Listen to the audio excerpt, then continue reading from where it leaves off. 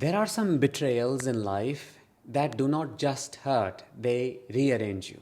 They pierce so deep into the soul that no apology, no time, and no closure can ever make you the same again.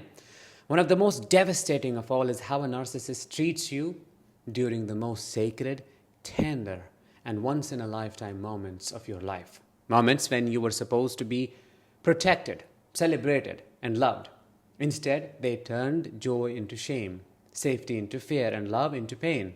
They didn't just ruin a day, no.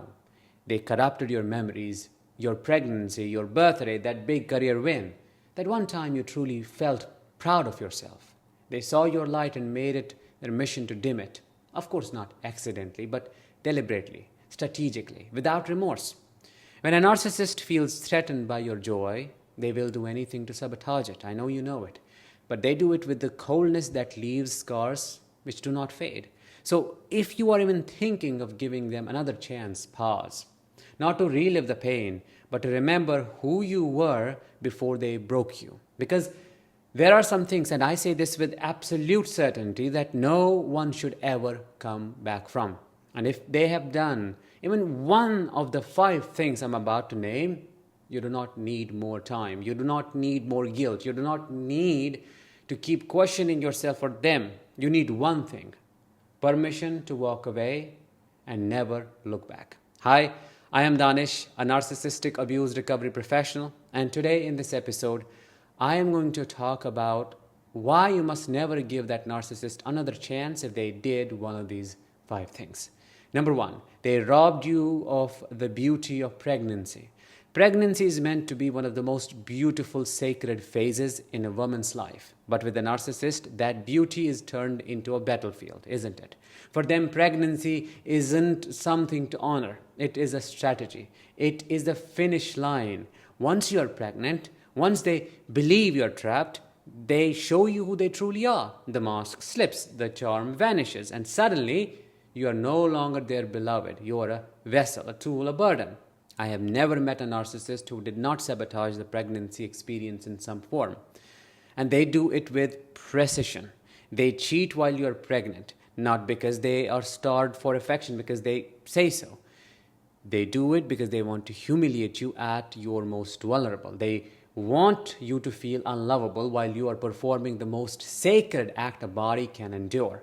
They mock your cravings, dismiss your exhaustion, roll their eyes at your emotions, and slowly chip away at your sense of worth. And then, just when you think it couldn't hurt more, postpartum arrives like a storm. Your body is bleeding, your mind is spinning, you haven't maybe slept in days, you're sore, you're swollen, and you're still expected to hold everything together. But where are they? That's the question. Gone, distracted, cold, maybe sleeping with someone else. While you're handling, they are betraying. While you are surviving, they are withdrawing. They do not look at your body with awe or wonder for what it survived. They look at it with sheer disgust, as if it inconveniences them. They ask, when will you lose the baby weight? They stop touching you. They stop seeing you. They stop showing up. Not because you have become less, but because your body no longer feeds their ego. And that is the part which is the most destructive. It is the timing of it, the cruelty of it, the way they withhold love exactly when you need it the most, the way they look away when you're silently screaming for connection. They did not just neglect you. They desecrated something holy. They turned your transformation into trauma. They stole what was supposed to be yours, the beauty, the reverence, the love, and replaced it with shame. This isn't about mood swings or communication issues. This is pure emotional theft. Number 2, they used your deepest pain as a weapon. There are things you share with someone only when you believe they are your safe haven. Not because you want sympathy like them, and not because you're trying to be dramatic, but because you're finally feeling seen. Because you believe that this person may actually be different. So what do? You open up. Slowly, carefully, you let them in through the doors you have kept locked for years. You tell them about your father who was absent or hit you, mother who left and neglected, the night someone stole your voice and left your body hollow, the years you spent blaming yourself, the scars you still carry in silence. You hand them the most fragile parts of your story, trembling and uncertain. But you do it out of love, not weakness. You do it because you think they would understand. And for a while they pretend to. They listen, they nod. They may even hold you. But what you do not realize at that time is that they are not storing that information in their heart where it is supposed to go. They're storing it like a weapon. Because one day they know, when they feel like controlling you, when they feel like punishing you, when they feel small and want to make you feel smaller, they will reach into that sacred vault of your soul and throw your pain in your face. They will twist your trauma into emanation. They will say things like, "No wonder your family didn't love you. Oh, you were broken just like you said you were." In that moment, something inside you will collapse. Not because of what they just said, but because what it meant. And that meant your pain was never safe with them, that they never valued your vulnerability. You feel like you have betrayed yourself. You feel like you have deceived yourself, and you blame yourself for giving them the power. But you need to understand that they are masters of deception, and this is emotional sadism. This is soul betrayal. When someone uses your suffering to control you, to silence you, to hurt you even more, they are telling you your wounds are weapons to me. Number 3, they touched you when you did not feel safe. You may not have screamed, you may not have pushed them off, you may have laid there in silence, still unmoving, but inside everything in you was shutting down. Your body wasn't saying yes, it was surviving.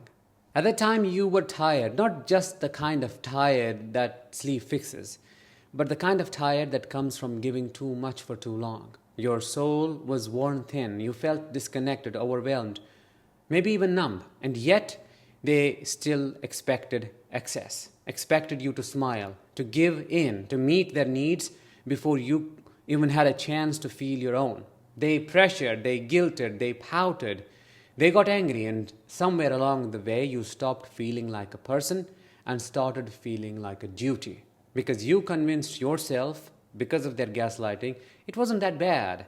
It would be easier to just go along with it. Maybe it's their form of love. It was never that.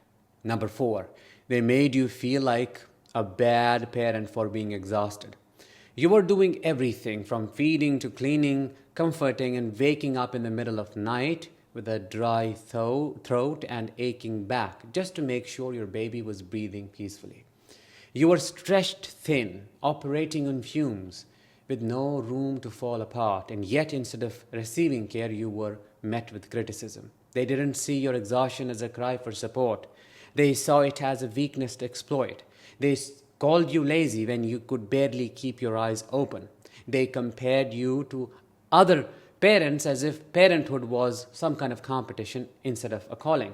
They rolled their eyes when you asked for help, made jokes about how little you had done, mocked the very effort you were making to hold everything together. They didn't lift the weight. They piled more on top. Number 5, and the last one, they flirted in front of you and blamed you for noticing. This wasn't thoughtlessness. It was strategic. It was precision. They knew what they were doing. It was calculated. The long stares, the sly smiles, the compliments that crossed the line but were just vague enough to deny. The playful comments that made your stomach twist. You were not imagining any of that. You were witnessing those things. And more than that, you were feeling them. That deep, sickening awareness that they wanted someone else to see them, to desire them, while you stood right next to them. And when you brought it up, they did not reassure you. They did not hold you. They humiliated you. Oh, come on, you are insecure. You are overreacting, the same classic gaslighting bullshit. But I must tell you, you were not jealous. You were being attacked for seeing them for the person they actually are. They wanted you to doubt yourself. Why? Because it was a 2-for-1 hit to your confidence, feeding their ego while starving yours. And that is the crazy part of it. That is the betrayal I am talking about.